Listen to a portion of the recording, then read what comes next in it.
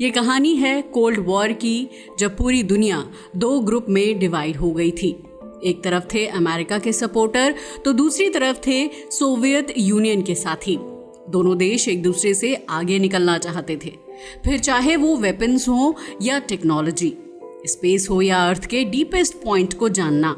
मगर तभी कुछ ऐसा हुआ जिसने पूरी दुनिया को हिला कर रख दिया, क्योंकि अचानक से पूरी दुनिया का फोकस कोल्ड वॉर कंट्रीज से हटकर भारत की तरफ आ गया। ऐसा इसलिए क्योंकि सदियों से भारत की रक्षा करने वाले हिमालय में कुछ तो ऐसा हुआ था जो सब कुछ बदल कर रखने वाला था। ये भयंकर धमाका कर सकता था या फिर हिमालय से आने वाले फ्रेश वाटर को तबाह कर सकता था। मगर सवाल है कि कोल्ड वॉर तो अमेरिका और सोवियत यूनियन के बीच था, तो फोकस भारत की तरफ क्यों आ गया? और आखिर ऐसा क्या हुआ था हिमालय में जो जुड़ा था एक न्यूक्लियर डिवाइस से? यकीन मानिए ये कहानी जानकर आप हैरान रह जाएंगे, मगर उसके लिए आपको हमारे वीडियो को एंड तक देखना होगा। तो चलिए डिटेल्स में जानते हैं। हिमालय यानी भारत की सीक्रेट पुलिस, जिसकी बर्फीली चोटियों से गंगा यमुना जैसी नदियों को केवल पानी ही नहीं मिलता, बल्कि ये साइबेरिया से आने वाली ठंडी हवाओं से भी भारत की रक्षा करती है। मगर वो हिमालय जहां दुनिया की सबसे ऊंची चोटी है, वहीं गहराई में एक न्यूक्लियर डिवाइस भी दबा हुआ है। क्या? जी हाँ, आपने सही सुना। और इसके लिए रिस्पॉन्सिबल हैं भारत और अमेरिका, क्योंकि इन दोनों ने मिलकर ही इसे वहां स्टैब्लिश किया था।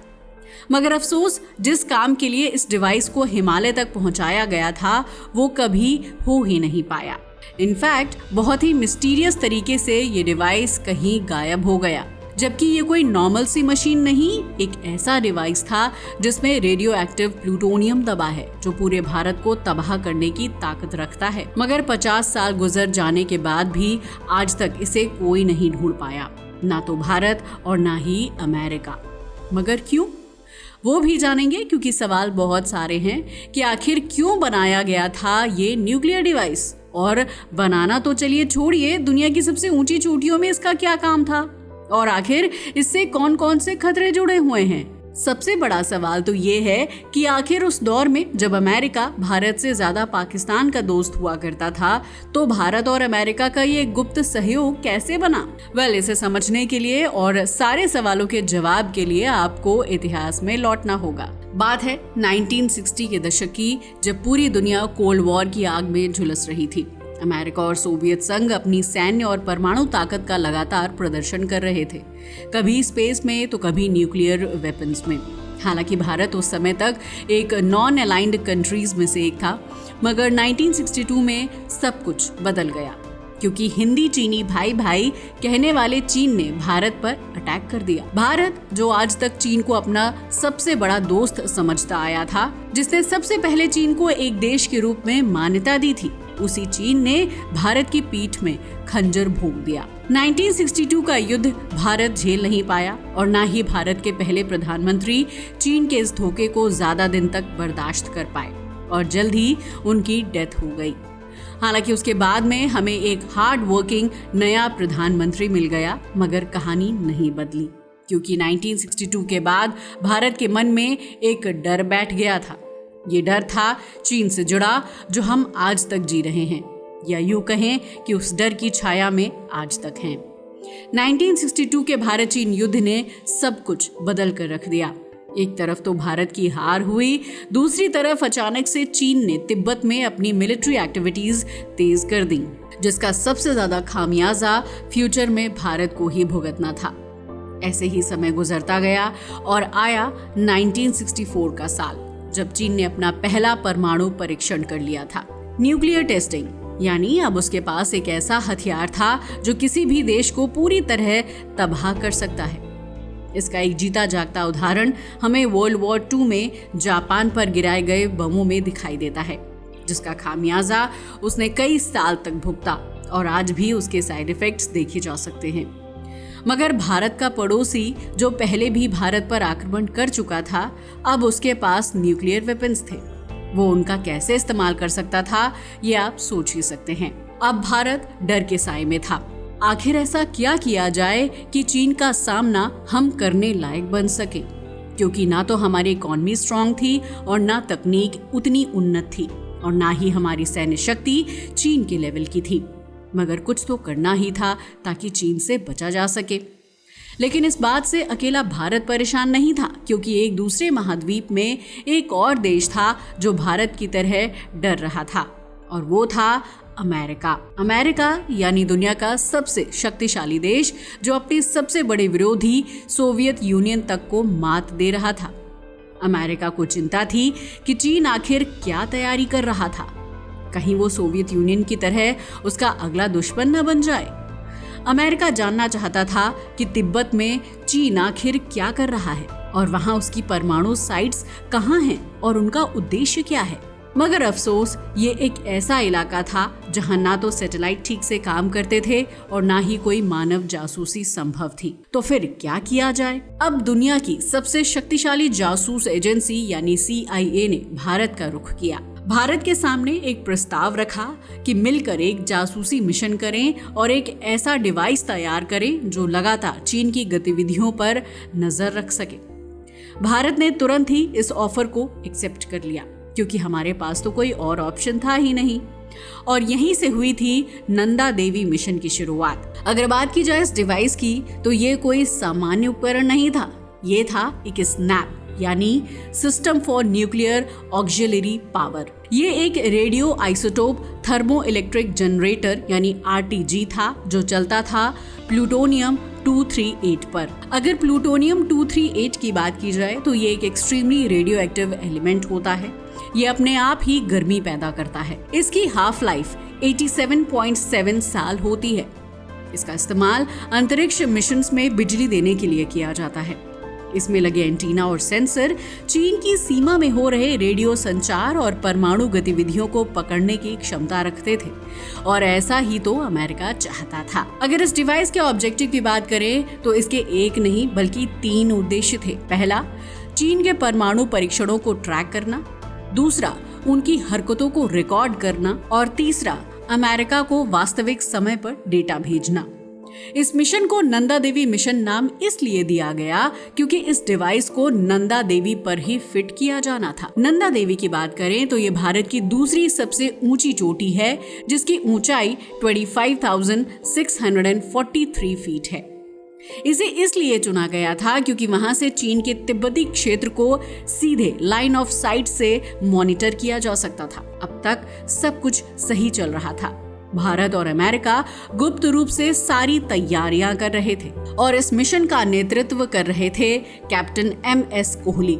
MS कोहली की बात की जाए तो इंडियन आर्मी में तो इनका एक इम्पोर्टेंट रोल था ही, साथ ही ये माउंट एवरेस्ट विजय दल का हिस्सा भी रह चुके थे।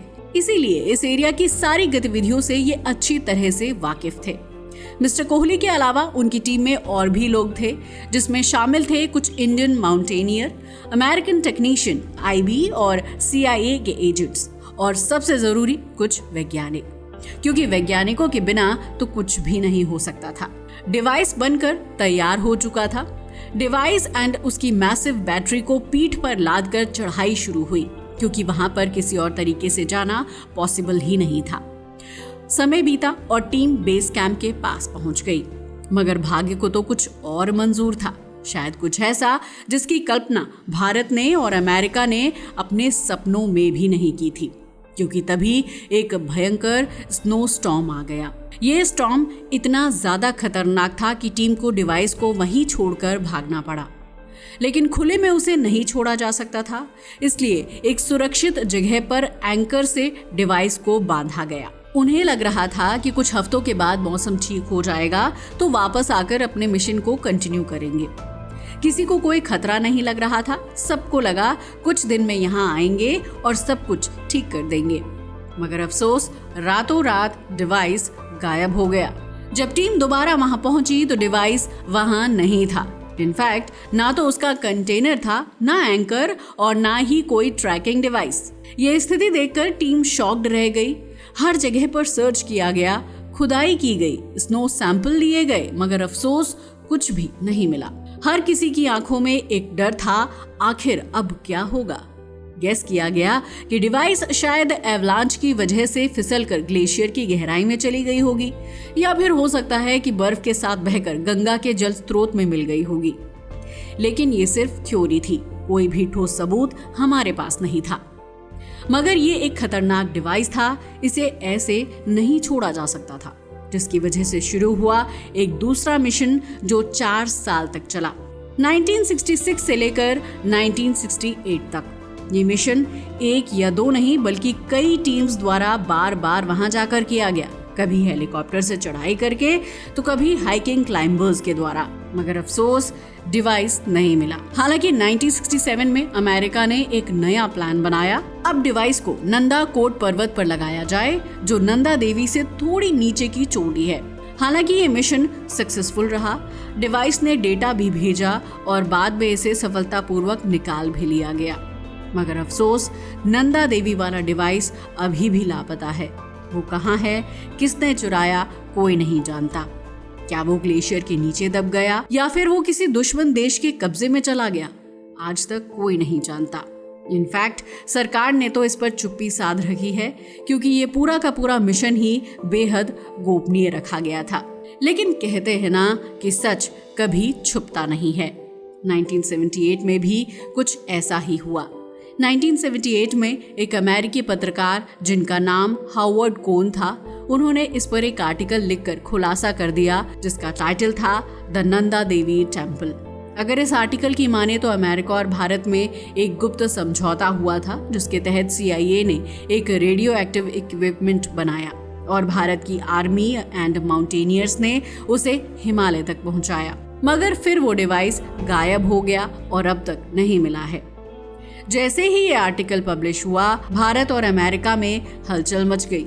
ये हलचल इतनी ज्यादा थी कि तत्कालीन प्रधानमंत्री मोरारजी देसाई को सफाई देने के लिए सामने आना पड़ा।